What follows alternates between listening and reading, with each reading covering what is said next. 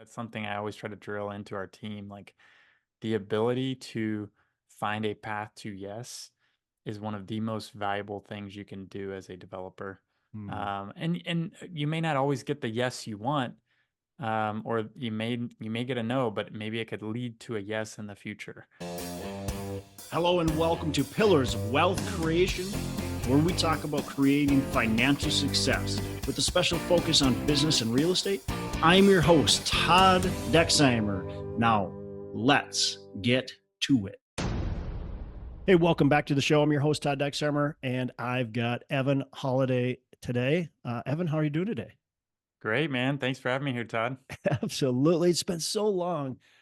You were on the show, I think it was back in 2018. So we're going to put that on the show notes. I should have looked up the episode, but it's been a long time, far Yes. too long. You've done a ton of stuff since then. So when I had Evan on the show the first time, if listeners, you remember, but if you don't, he was working for a company at that time. He started his own company. And so he's got, and man, I can't believe how much you've done, by the way. It's so impressive, and I'm super excited because man, you're just a good dude, and I'm just happy to see your success. So congratulations on that.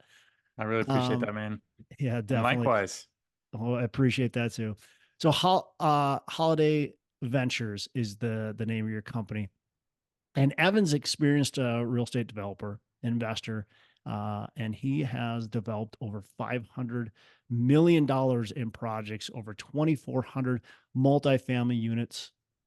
And they specialize in creating and investing in affordable and mixed income communities. And Holladay Ventures, they're recognized through awards. So 2022 Next Award for Emerging Company in Real Estate, 2023 Next Award as a market mover. And that's exactly what you guys are. So Evan, welcome to the show, and give maybe a little bit deeper into your background, and then we'll dive in. Yeah. Yeah, appreciate that, Todd.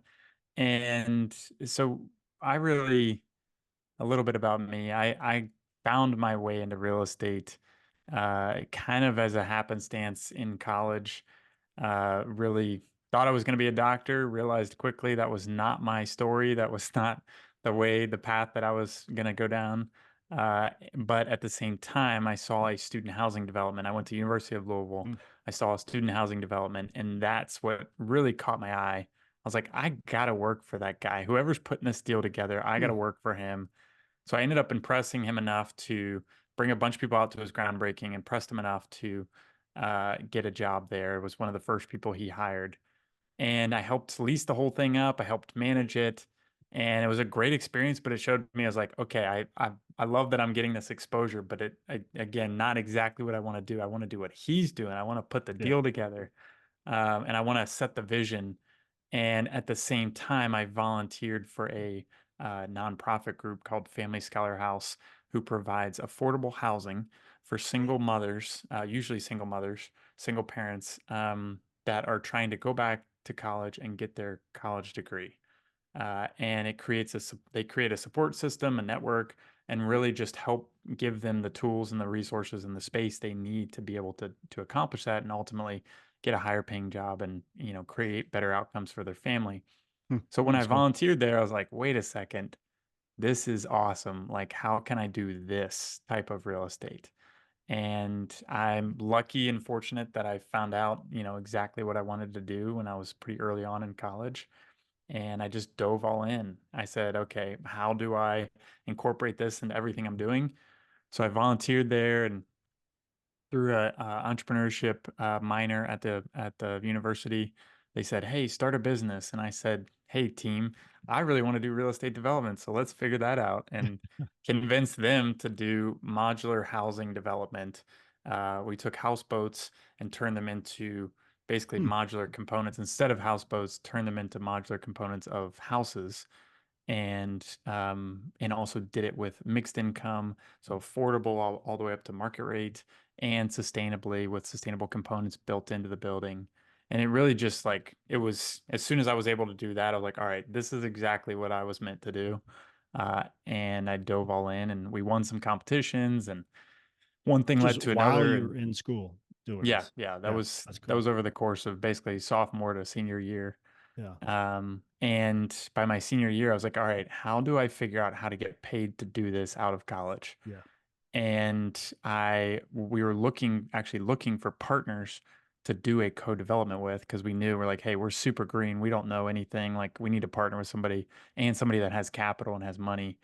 So I was trying to pitch our services and trying to find a way to, wiggle my way into like the good old boys network, and figured out a way to connect with some affordable housing developers in Louisville, and ended up, playing around a golf with them. And then by the end of it, they're like, all right, how about you come work for us? And I was like, you know what? This is an opportunity I can't pass up. I want to do my own right. thing, but I think I can learn a lot more quickly by working for somebody and taking the apprenticeship model. Did that for 6 years, and I was very lucky again that, they threw me in the deep end, and, I took that opportunity and ran with it. And, week one, they were having me look for deals in South Texas and Hmm. try to figure out affordable housing there. And then I was, in Louisiana and Mississippi and Florida and Kentucky and Tennessee and all over the Southeast. And I was just like always on the road looking for opportunities, talking to city leaders, talking to brokers, talking to debt and equity, just trying to figure out, like, learning while I go, like learning while I'm putting deals together. I had great mentors, which helped a lot. And I also could learn on the shoulders of giants. I could really learn Yeah. from their mistakes. I think one of the best things that they told me was, um, they're like, we've made tens of millions of dollars worth of mistakes. We want you to make maybe millions of dollars worth of mistakes, which in their context was not that big of a deal. Yeah. Right. And so Right. I was like, okay, like that sounds great. Like, how can I learn from every single thing that they've done and they've learned from over the last 30 plus years that they've been in the business? And that was the best experience I could have had, just having that exposure to leaders in the industry. And so while They I was there, go they ahead. knew the whole time that your goal. They knew your goal. You weren't just an employee. They it was interesting. I think they probably had an inkling that I wanted to do my own thing, but Yeah. I think their goal was to try to keep me there Try as to long as retain you. possible. Okay. Yeah. But Yeah. yeah, they really they wanted me to be a long-term leader in the company, and I think eventually, and I think this goes to some things I've learned along the way. Ray Dalio Principles book is one of my favorite books, It's a great book. and I was reading that book toward the end of my stay at that company, and it one principle really stuck out to me among, many great principles in that book. But it said always pay north of fair. And I knew my value because I was putting these deals together. I was leading deals. It was basically like my own little entrepreneurial company within the greater company. Um, and I eventually realized, I was like, one, I've always wanted to do my own thing. Two, I've always wanted to do it my own way, which was a little different than they were doing. They were doing more of the cookie cutter, same building, garden style, kind of building the same box over and over again, which Yeah. has its perks, but ultimately wasn't exactly what I wanted to do, and how I wanted to do affordable housing. I thought, there's greater impact that we can have through actually doing placemaking and trying to work within the context of existing communities, Hmm. and not try to build the same thing in every single community. Try to match what's going on and the needs of that community, and also look at placemaking, sustainability, walkability, resident services, and partnering with nonprofits to provide services, not just housing. So I already had that kind of in my head that that's what I wanted to do. And I was always trying to push the envelope there. But eventually I was like, well, I want to do my own thing, and I want to do it my own way. And, kind of the straw that broke the camel's back was I was not being paid my, what the value I was being Yeah. bringing to the company. And that's when I was like, you know what, now's the time. Yeah. And I will say too, I think you've worked with Trevor McGregor. Oh yeah. Um, and it was maybe like, I had Monumental, the podcast that really helped grow my network. That's how we were able to meet, through the podcasting world. And And I noticed, I was like, you and other people had hired Trevor, and we're all crushing it. And I was like, all right, there's a common denominator between these like 4 or 5 people that I all know that are just crushing it. And I was like, wait a second, they're all hired Trevor and had a coach in their corner. And so 6 months before I left that job, I hired Trevor. And he's like, all right, when do you want to leave? And we set the date. He's like, all right, what do we need to do to back up from that date? What do we need to have happen for you to feel comfortable enough to leave? And I wrote those like 4 things down, and I put them on a note card and carried them in my back pocket for 6 months almost. And Hmm. I ended up leaving 5 months and 3 days after we set that target. That's And awesome. so that was also a monumental step for me, because I was like, I always wanted to do my own thing. I always, I created the LLC like 2 years before I actually left. Vision was always in my head. I just was nervous and scared about when to actually take the leap. So it was so helpful for me to have somebody in my corner that said like, "Hey, you got this. Like, let's talk through actual tangible steps to get there." Yeah. Yeah. So much to unpack there, but I think really one of the biggest things is just getting in the corridor. I think that's so important. And what you did, so everybody wants instant gratification, right? Everybody wants, they've got this great idea and they think they've got the great idea and they're going to go do it. And that's okay. But what probably served you better than anything else is spending those 6 years in that company, right? Also spending some time with a different company, spending time with the nonprofit. Those things really built who you are today and helped you be way more successful. Those were the launch pads, right? Those were huge launch pads for you and your success. And I don't really have necessarily regrets, but you know, I was a teacher, and certainly there was some launching pad for being a teacher, but I think it's so valuable if you can get in the actual corridor that you're trying to be in. You're in a niche. I mean, very difficult niche for just the ordinary person. Now for you, it's probably uh, I'm sure it still comes with its plenty of challenges, but it's very familiar, right? Yes. But if you were just young out of college and trying to get in that niche and you didn't know anything, it would have been so challenging and you would have made so many more mistakes. Yeah. So yeah, and then the other thing that I think, that was what you said there at the end is back out your goals. And I think that's so important. We have these goals. You had a goal, you wanted to start your company, you wanted to leave that company, but you and Trevor worked out, okay, what's that look like? Like, let's back that out now from today. And what are the steps we need to take to get there? So many people come up with these goals. I want to buy 1,000 units. And then they're like, okay, done. Got my goals finished. And it's like, Yeah. wait a second. Like, what are you going to do? How do you do that? I want to quit my job. Great. Are you just going to quit? Like, what are you going to do to get there? So unpack that, back them out, and really understand what you got to do to get there. I love that you carried around your note card. Yeah. That's It's so awesome. funny. Quick side note, I had those note cards in my back pocket, and like, occasionally I would like, sit down or something, and it like once or twice it like fell out at my job, and I was like, "Oh, like I gotta make sure nobody sees this." I'm like scrambling to pick up this piece of Yeah. paper in the office. But One other thing, that's intention. That's complete. You had such dialed in intention that you literally had note cards of just reminders like, this is what I need to do. This is what we're doing. This is my goal. yeah. There was no way that was going to fail. You already had that set in stone, and you were going to quit in 6 months, and you ended up quitting in 5 months and 3 days. And that's exactly what happens as we end up going a little bit faster typically, because we are so intentional on what we're doing. And one other thing I would add too is amazing book that puts this into context a little bit too is a part of this is Who Not How.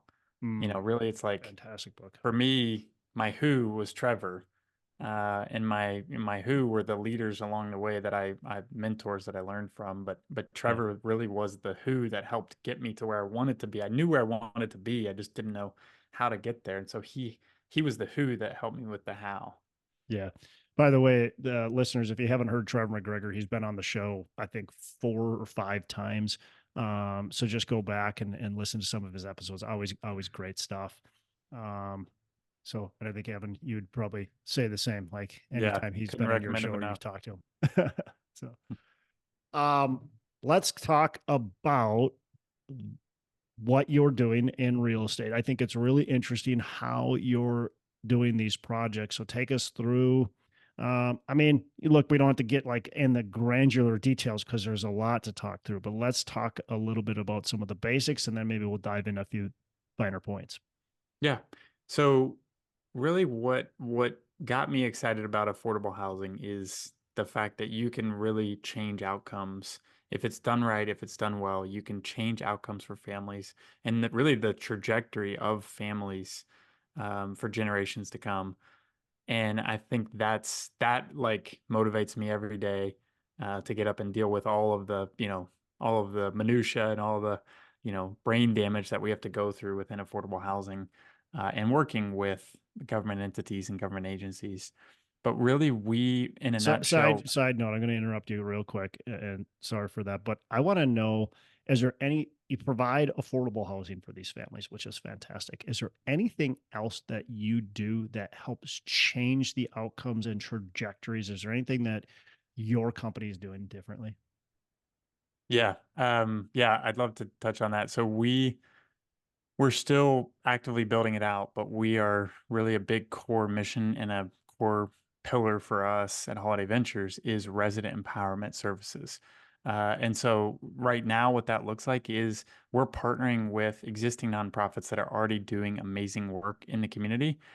So that's, after school programs for kids. That is teaching financial literacy and resume training for their parents. That is helping educate about, like right now, we're doing a push for voter registration leading up to the deadline, and then also bringing awareness for a transit referendum that's currently going on in Nashville, and then ultimately just creating a space where we can have health and wellness classes. We can bring in nonprofits that are doing things about food insecurity and food education.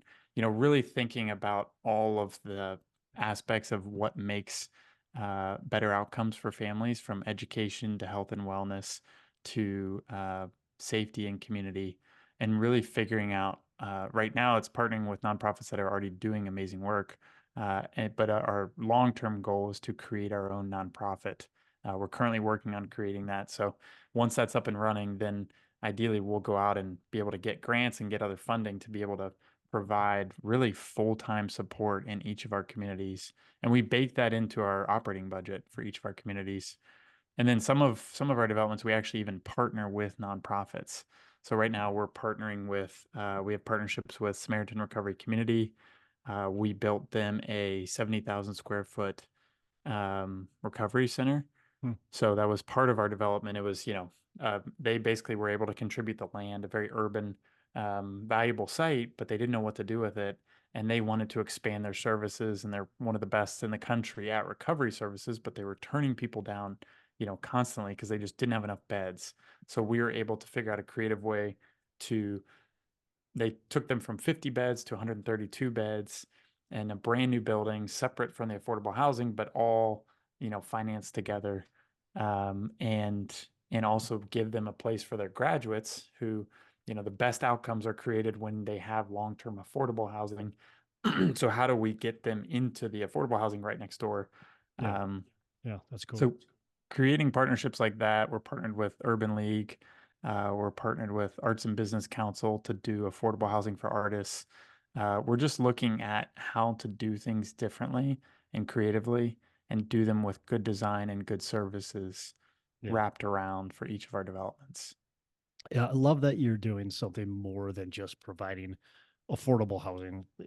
That's important, but what's more important is that not only are you providing the affordable housing, but you're providing something else, right? The after school services, the financial training, the health and wellness, all of that leads to greater impact, which truly then changes the trajectory of the families affordable housing is just one small step. And so if you can add those other impacts in there, that's what really is going to make the big difference. So I Yeah. appreciate you doing all of that. I think that's so important. And I wish everybody did that. I know there's some other amazing companies out there that are doing great things too, but I think if everybody could do things like that, it would just help immensely. All right. So Yeah. sorry to sidetrack the conversation. Back to kind of your niche and what you guys are doing. Yeah, so within affordable housing, in a nutshell, what we do is, there's a public good for what we're providing, and so the federal government and state governments and even local governments incentivize that, and so and also what we do would not the lower level of rents that we're able to offer, the affordable levels that we're able to offer would not be financially feasible without some kind of public-private partnership. So Right. in essence, we're partnering with the government and also we're bringing public dollars and private dollars together to finance and create affordable housing. So how do we do that? We utilize for the majority of our developments, we utilize the housing tax credit or the low income housing tax credit. And there's two different types of credits. There's the 4%, the 9%. We almost exclusively utilize the 4% credit, which gives you more ability to draw larger amounts of credit. There's no limit on the credits. There are limits on the tax exempt bonds that you have to pair with the credits. Not to get into too much detail, but those credits cover roughly about 40% of our costs of construction. So, a $10 million development, 4 million of that will be covered with credits. And so then we can take those credits and they're not like cash, but it's like a credit on your tax returns. Yep. So, and we can't use that to pay for a development. So we have to take that credit and then sell the credit to an investor. And that investor is typically a bank. And banks are required with the Community Reinvestment Act of 1986, they are required to invest in all neighborhoods that they want to serve in a city. So that way they're required to not redline, which was historically a major issue for banks and financing institutions of not investing in or providing services to lower income areas. So Right. this is a way of the federal government saying like, hey, you have to serve all communities, and one way you can get credit for that is by buying these credits, these tax credits for affordable housing. So we have, in essence, a built-in demand for the credits that we are selling on the marketplace, to different groups that are interested. So are you And selling those at a discount to what you're getting? yeah, there's typically a discount because it's all a time value money equation, but Yeah. the credits are earned once the units are occupied. So it'll take us 2 to 3 years to build them Yeah. and another year to lease it, but it won't be until the units are leased that we start getting credits. And then from that point, the credits will come in on an annual basis on agreed upon amount, the basically 1/10 per year for 10 years. So it's kind of Sure. like a 10-year annuity of credits for the investor. So then they're doing an equation of, what are they willing to pay for that? And they typically give us the cash equity up front, like in tranches based on milestones of completion from construction all the way through to 100% lease up. So you Um, utilize that money for your down payment um to the you're basically your down payment, right? Or is that am I not thinking about that right? Yeah, so typically we'll have installments coming from the equity provider at closing. So once we close on the construction, we close on the land loan. We'll have some come in then, we'll have some come in at 50% complete, some at 100% complete, and then the vast majority comes in at stabilization, which is when we have 100% occupancy. But they'll put in milestones, but the majority of our construction costs are usually covered by construction loans. So you got the construction loans, you've got the tax credits. Is there a missing piece there in the middle while the tax credits? Because you said the majority comes at stabilization. So is there a missing piece there? Yeah, so big part of our job is always make sure we have balanced budgets so we don't have to figure that out after the fact. But yeah, it is typically it's usually covered by the construction loan, the tax credit equity, and then we'll also have grants or other soft funds. So typically our capital stack is 40% credits, 50% loan, and the last 10% is usually either a tax abatement, tax abatement. We're now doing a lot of renewable energy credits. So we'll, same thing, we'll sell the credits for equity, or we'll get different grants from local governments. It's becoming a lot more common now where they'll put in, a very small percentage of the overall development cost, but they'll put in, anywhere from 2 to 5% of the costs of construction in as grants to help close the gap. And so the Yeah. combination of all of those come in at different, agreed upon terms and milestones during construction. And you mentioned something earlier, well, before we started recording, about some private equity, and I wasn't quite clear exactly when that comes into play, but you have some private equity that sometimes works in these deals as well. That's right. Yeah. So we basically our deal cycle, from like idea, signing up a piece of property and putting it under due diligence, putting under a contract to look at if it's worth pursuing for affordable housing, all the way through to like 100% occupancy, stabilized, converted to permanent loan. That's usually about a 5-year period for us. So it's like a 2-year pursuit period, Yeah, which this is isn't pretty happening much. overnight. Yeah, yeah, this is definitely not happening. So I mean, we've been in business 5 years now, and we're just turning over. We just finished our first affordable development. We are wrapping up our second one now, and we're 5 years in. Yeah. So it's definitely a long game, but that first 2-year period is our pursuit period, our pre-development period is what we call it. And that pre-development period is risky because, we don't technically have a deal until the final debt and equity partners all commit to the development, which typically doesn't happen until like a month before you close. Oh, We're wow. closing on a 289 unit development here in like 3 weeks, and they just went to committee last week. So that 2-year period is we're spending on architects, engineers, land costs, third-party reports, even state agency fees to get the credits. They Yeah. typically have you put a pretty hefty down payment just to reserve the credits. So we'll spend anywhere from $2 to $5 million, um, just in Just on that the 2-year pursuit pre-development. period. Yeah, Yeah. exactly. Wow. And that's, either capital that on deals we've brought our own capital, personal Holladay Ventures capital, or or private capital raising from individuals or family offices or high net worth individuals that want to put in the capital, want to be part of an impact driven investment opportunity. Hmm. And we pay anywhere from 8 to 12% preferred return on that capital while the time, it's outstanding. So it could be a year to 2 years. Um, and we won't raise at the beginning of a deal. We want to build in some built-in equity into our deals before we ever present it to our investors. So adding value in some sense, rezoning land. So if we have land under contract for 2 million, we rezone it. Sometimes we can add $1 million or $2 million of value right there. So that way, if, always thinking about the worst case and protecting our investors' capital, how can we add value before ever bringing them into the deal?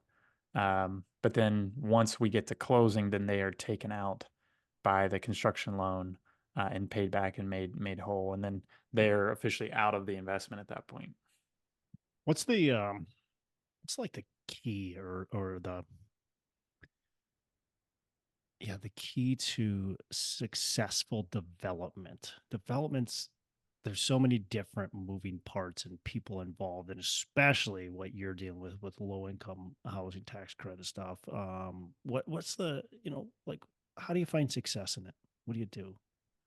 Yeah, that's a good question. It's really One thing a I've really learned big is, question, but yeah, yeah, how much time we got? yeah. One thing I've learned is there's no one size fits all to be a developer. I know tons of very successful, great developers, people that I admire that, do things totally differently than I do.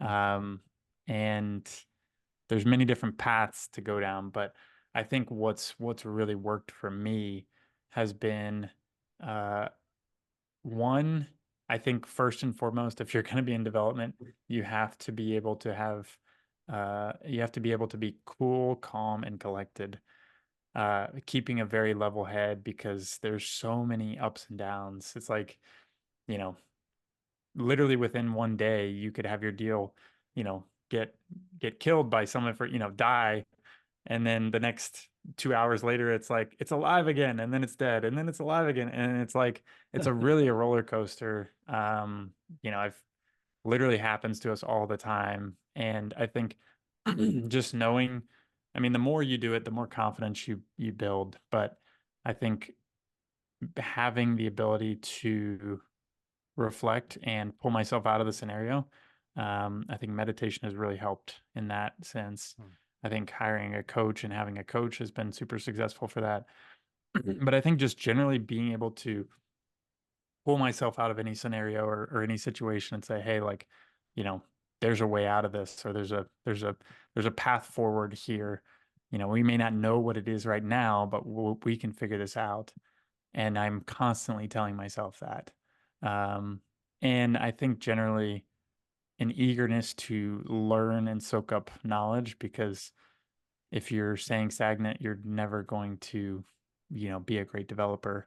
There's Yeah. always everything's always changing. Yeah. And you have to, I think, generally find great partners, especially when you're getting started. Find great partners who know what they're doing and who've gone down this path before. That's what I did with my apprenticeship. And then even when I left and started Holladay Ventures, the first deal I did, I partnered with a group, not only from a balance sheet perspective, but also from an experience perspective and a capital perspective. I was like, this is going to be this will help launch Holladay Ventures. Yeah. Um, because again, it's like if I was going out on my own, doing a deal on my own, that first deal would Yeah. be a whole lot smaller, would move a whole lot slower. And I would also just, constantly be like self-checking and like, am I doing the right thing? But when you have a good partner who's done, they'd done 6,000 units at that point, very successful, maybe 20 years older than me.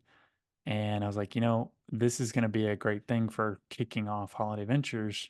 And it'll give me the confidence and the space and the ability to reflect and share insights and get feedback much more quickly than it would be on my own. Absolutely. 100%. Some of the best deals, probably my favorite deals, are the ones that have had a lot of problems, and it would have been easy to give up, but we continue to push forward and to had that kind of mentality that you were talking about. There is a path forward. We have to figure this path forward out, and we have to keep on pursuing it, because there's oftentimes that the roller coaster ride, things are going to go wrong. People are going to tell you no, and you're just going to have to figure out a way around it. Those are the best deals. And a lot of times they're the most profitable. Yeah. Sometimes not always, but they're at least the most rewarding ones. It's Yeah. like, man, remember when this and this and this happened to us? We just kept on getting kicked, but we got through this process.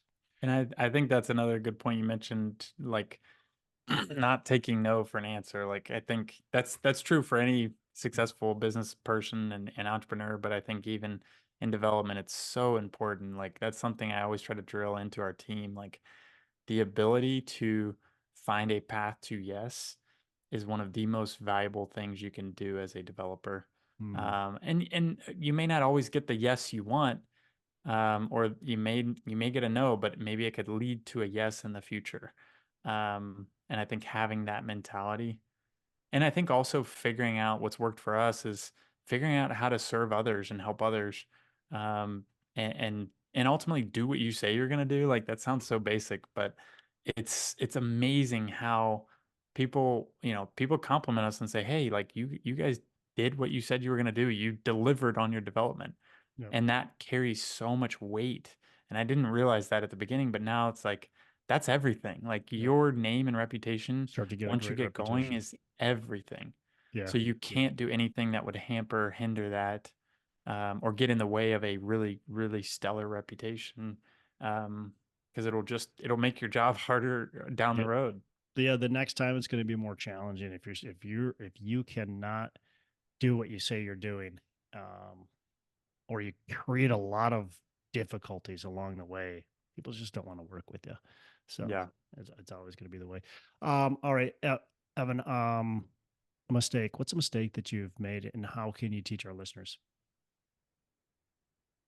Yeah, that's a good question. I think one mistake we've learned greatly from was a costly mistake, but I think uh, really truly vetting who you're bringing onto your team, especially when you're on in an early stage. If you think about if you're 5 to 10 employees, like that, each person is 20 to 10 to 20% of your company, and 10 to 20% of your bandwidth, 10 to 20% of your decision making, and that's a big impact if you hire the wrong person. It's a lot of weight to carry mentally, Yeah. and also cost wise. If you have to go through the hiring, Mm, onboarding, then, feedback loop, trying to help them get better. If that doesn't work out, then letting them go and severance. It's a lot. yeah, it's a And lot. so I think taking it super seriously and having a process Yeah. around how you hire and who you hire and being really intentional about that. I think we in the past were quick to rush into, excited to rush into hires, Yeah. and it ended up biting us pretty badly. And so I think we've learned a lot from that, and now we're very, very intentional about how we go about that process. There's a lot of people on paper that look really good, Yeah, yeah. but they maybe Resumes don't. always look great. Yeah, they don't fit in your I mean, look, there's professional resume writers out there. Of course, resumes can look good. Somebody and with AI and all, like you can get a pretty dang good looking resume, but you've got to make sure they fit your culture. One of the things we do at our assisted living um, company is that we have 7 attributes. We have 7 attributes, and the whole interview process is about those 7 attributes and trying to figure out if they fit into the 7 attributes. And they have to hit all seven. If they're missing one, they're not the right person, right? So we just want to we want to make sure that they fit into our culture. We can train them from there. Like if Yeah, they might be missing some of the actual skills that we want for that position, that's okay. If they're missing one of the 7 attributes, that's not okay. yeah. Agreed. So A great book that we're slowly starting to implement now is top grading. It's really all about that. It's all about matching core values, attributes, and then really drilling into the interview process, all of their experience, and then, of course, their references and going much deeper than maybe most groups would normally go. yeah, love that. I'm not going to ask you your favorite book because you've mentioned several. Who Not How, Top Grading. Shoot, what was the other one that you mentioned earlier too? Principles. Principles. Yes, principles. So we can skip that question because you've already mentioned three. Unless you got one that you're like, I really want to say it. Um, Last question. What are your 3 pillars of wealth creation? Three pillars of wealth creation. I'd say one is focusing on the people that are around you.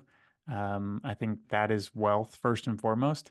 But then I also think, I mean, one of my favorite quotes is from Charlie Munger. He said, probably the most important decision you're ever going to make, even financially, is who do you partner with life on?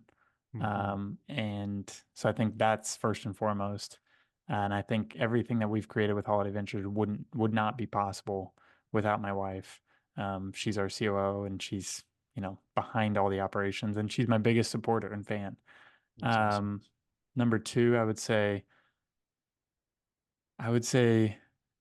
figure out, um, like we were talking about earlier, figure out your niche in whatever you're doing and be the best at that niche. And that's what we're trying to do within affordable housing, quality affordable housing, is be the best at that. Yeah. Um, and that's a very small niche of all of greater commercial real estate. Yeah. Yeah. Um, and then I think third is constantly be growing and constantly be learning. Surround yourself with great people, surround yourself with mentors, surround yourself with masterminds and coaches, because you're always needing to learn something else. And if you aren't, then you're going to fall behind, and that pillar of wealth will ultimately crumble. Yeah. If you think you know everything, you know nothing. So Yeah. yeah. Awesome. Well, Evan, look, I really appreciate this. Tons to unpack here. So a lot of great information. Listeners, rewind, take a couple things out of this episode. There's a lot here to be able to take away. Evan, how can our listeners get in touch with you? Learn more about what you got going on? Yeah, our main website is holladayventures.com, Holladay. And then I am on social media. I'm most active on Instagram and LinkedIn. It's just my name, Evan Holladay. Cool. Evan, we'll put that stuff in the show notes. Hey, man, again, really appreciate you coming on the show and good to talk to you. Good to have you back on. It's been too long. Yeah, it's We great to can't be wait this back. long to have you back on Yeah, again. exactly. All right, man. You have a fantastic rest of the day. You too, man. Hey, thanks so much for listening. I appreciate you being a loyal listener. Say, I would love to have you go on to our Facebook page and subscribe.